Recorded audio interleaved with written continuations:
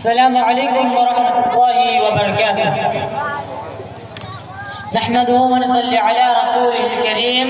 أما بعد، أعوذ بالله من الشيطان الرجيم. بسم الله الرحمن الرحيم. ونزلنا عليك الكتاب تبيانا لكل شيء وهدى ورحمة وبشرى للمسلمين.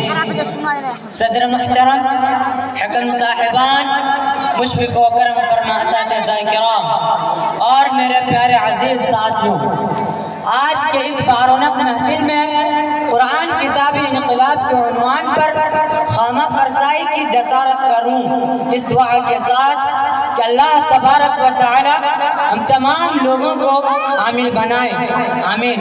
حضرات، قرآن کریم رب العالمین کا وہ آخری قانون اور لازوال دستور ہے جو رہتی دنیا تک کے تمام انسانوں کی اخروی زندگی کے ساتھ ساتھ نجی، سماجی اور دنیاوی زندگی کی بھی ایسی رہبری کرتا ہے جس سے ایک انسان ایسا انسان بنتا ہے جو ہر طرح کی مادی، ذہنی و فکری غلامی سے آزاد ہو کر ربانی قانون کا خود بھی پابند بنتا ہے اور دنیا کو بھی بناتا ہے۔ قرآن کے پاس 1450 کی ایسی تاریخ موجود ہے کہ جو اس سے جڑا، اس کے قانون کو اپنے دل میں اتارا، اس کی دل کی دنیا بدل گئی اور وہ مادیت اور خود غرضی والی دنیا کی پرواہ کیے بغیر اپنے آپ کو ایسا مضبوط پایا کہ دنیا کی طاقتیں اس کے سامنے سرنگو ہو گئی۔ جی ہاں، آج بھی قرآن کریم امت مسلمہ کے لیے کافی و شافی ہے اگر ہم اس کو کتاب ہدایت کے روپ میں قبول کریں اور زندگی اس کے بنائے قانون پہ لائے تو انقلاب اور ترقی سے دنیا کی کوئی طاقت روک نہیں سکتی۔ وَأَنْتُمُ الْأَعْلَوْنَ إِن كُنتُم مُؤْمِنِينَ، قرآن کے اسی روپ کو اللہ تبارک و تعالی نے وَنَزَّلْنَا عَلَيْكَ الْكِتَابَ تِبْيَانًا لِكُلِّ شَيْءٍ وَهُدًى وَرَحْمَةً وَبُشْرَى لِلْمُسْلِمِينَ میں بیان کیا کہ یہ کتاب ہر چیز کو کھول کھول کر بیان کرنے والی ہے اور یہ ہدایت ہے اور رحمت ہے، اور اسی کو پیارے رسول صلی اللہ علیہ وسلم نے اپنے فرمان عالی کے ذریعے واضح کیا۔ ان اللہ یرفع بهذا الكتاب اقواما ويضع به آخرین، کہ اللہ تبارک و تعالی اس کتاب کے ذریعے اقوام کو بلند کرتا ہے، ترقی دیتا ہے، اور جو قوم اس کتاب سے رشتہ کاٹ لیتی ہے ایسے افراد دنیاوی زندگی میں بھی ذلیل و رسوا، ناکام و نامراد ہوتے ہیں۔ قرآن رب اور اس کے بندے کے درمیان رشتے کو مضبوط بناتا ہے۔ قرآن انسان کو بہادر اور حوصلہ مند بناتا ہے۔ قرآن انسان کے اندر نئی روح پھونکتا ہے۔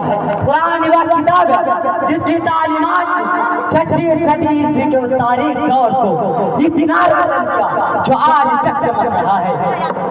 قرآن یہ وہ جس نے ضدی اور اجڑ قوم کو انسان بنایا۔ قرآن یہ وہ جس نے قاتلوں اور رہزنوں کو انسان کے جان و مال اور عزت و آبرو کا محقق بنا دیا۔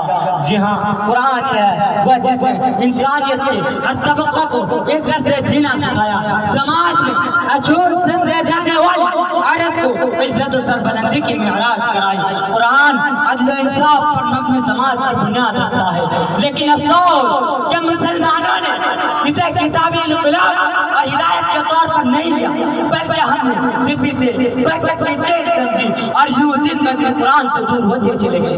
نتیجہ ہمارے سامنے ہے، زندگی کے ریس میں پیچھے ہے، طلب کے پیچھے پڑے ہیں، لیکن وہ ابھی مل نہیں پا رہی ہے۔ اس لیے آؤ نوجوانوں، بزرگوں، ماؤں، بہنوں، قرآن کو اپنے زندگی کا حصہ بناؤ۔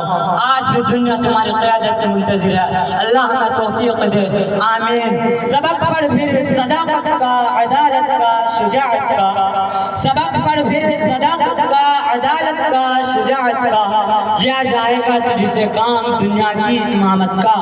ہم مسلمان ہیں مگر ہم میں مسلمانی نہیں، ہم مسلمان ہیں مگر ہم میں مسلمانی نہیں، گھر میں قرآن ہے مگر تلاوت نہیں، ما علینا الا البلاغ۔ السلام علیکم ورحمۃ اللہ وبرکاتہ۔